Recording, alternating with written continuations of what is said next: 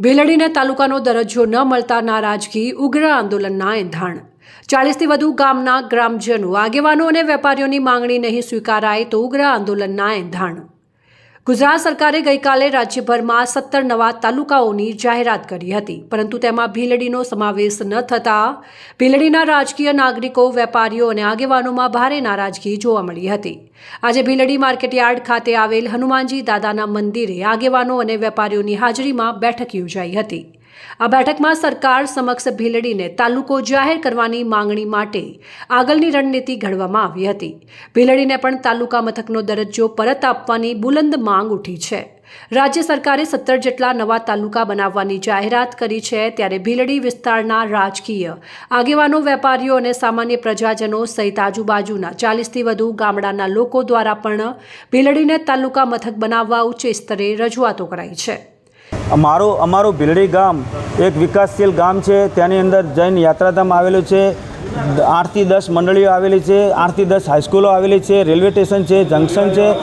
આ બધા વિષયો ઉપરાંત હાલનું અમારું જે તાલુકા મથક છે ડીસા, તે આશરે 25 કિલોમીટર દૂર છે, જેથી કરી અને અમને અમારા ભીલડી આજુબાજુના ગામોના નાગરિકોને સરકારી કામકાજ માટે ડીસા જવું પડે છે અને ત્યાં ડીસા તાલુકો ભૂપૃષ્ઠની દ્રષ્ટિએ ખૂબ જ મોટો હોવાથી અને જનસંખ્યાના આધારે પણ મોટો હોવાથી ત્યાં પણ અમને બહુ જ તકલીફો પડે છે।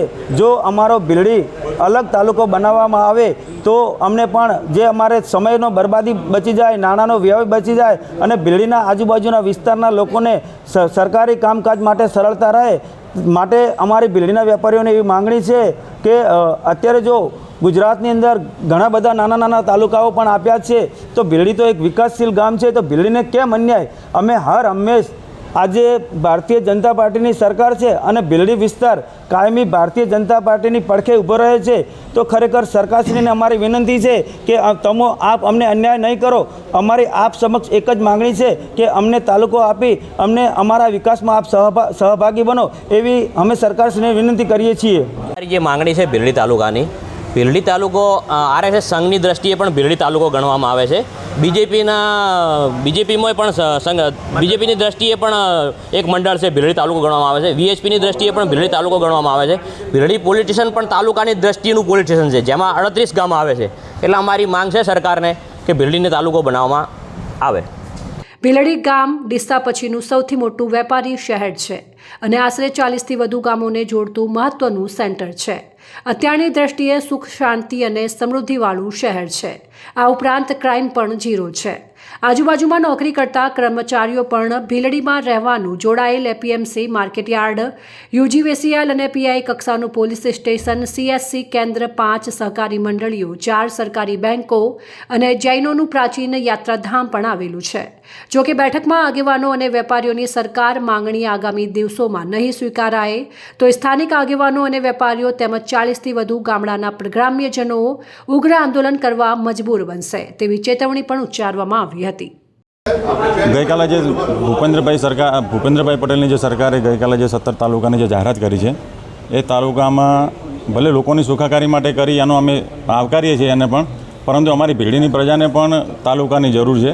1996માં પણ અમારા ભીલડી તાલુકાની જાહેરાત અગાઉ થયેલી છે અને એના પછી રદ પણ થયેલો છે અને અત્યારે જે 17 તાલુકાની જે જાહેરાત કરી, સરકારે ખૂબ સારું કામ કર્યું છે અને એના વિશેની વાત કરીએ તો પછી એની પહેલાંની અમારી રજૂઆત છે ભીલડી તાલુકાની માંગ, તો સરકારશ્રીને અમારી ખરેખર ખૂબ એવી આગ્રહભરી વિનંતી છે કે અમારી આ ભીલડીની પ્રજાની વાતને પણ ધ્યાનમાં લેવામાં આવે અને લોકોની ખરેખર ખૂબ માંગ છે અને અમારી જરૂરિયાત પણ છે। તો ભીલડીનું વેપારી મથક પણ ખૂબ મોટું છે, અહીંયા ભીલડી જંકશન પણ આવેલું છે। તો સરકારને અમારી એક જ વિનંતી છે કે ભાઈ ભીલડી તાલુકાનો દરજ્જો આપવામાં આવે અને એના વિશે સરકાર કંઈક વિચારે, જેથી જે છેવાડાના લોકો છે એમને પણ અન્યાય ના થાય અને એ લોકોને ન્યાય મળે। ભીલડી તાલુકોને બાદ કરવા માટે સરકારે જે કર્યું છે એ બનાસકાંઠાના વિભાજનમાં ભીલડી તાલુકો હોવો જોઈએ। ભીલડી તાલુકોથી 40 ગામડા અહીંયા વેપાર માટે આવે છે। ભીલડી રેલવે સ્ટેશન જંકશન છે, ભીલડી જૈન દેરાસર છે, નેશનલ હાઈવે છે। ભીલડીની જનતાને અન્યાય થયો છે અને તાલુકો માગણી કરવા માટે અમે તમામ ગામ લોકો સાથે છીએ। ભારતીય જનતા પાર્ટીની સરકાર છે અને ભાજપની સરકાર હોવાથી અમને ન્યાય મળવો જોઈએ ભારતીય જનતા પાર્ટીના પ્રમુખ, જિલ્લાના અને પ્રદેશના પ્રમુખને મારી નમ્ર વિનંતી છે કે હું ભારતીય જનતા પાર્ટીના કાર્યકર્તા તરીકે માગણી કરું છું કે અમને તાલુકો મળે. અમને અન્યાય થયો છે, અમને તાલુકો મળે અને એ બધે બસ. આગામી દિવસોમાં કયા પ્રકારની રણનીતિ રહેશે? આગળના વખતમાં અમે સરકારને મળીશું, સરકારને વિનંતી કરશું અને પછી આગળનું વિચારીશું.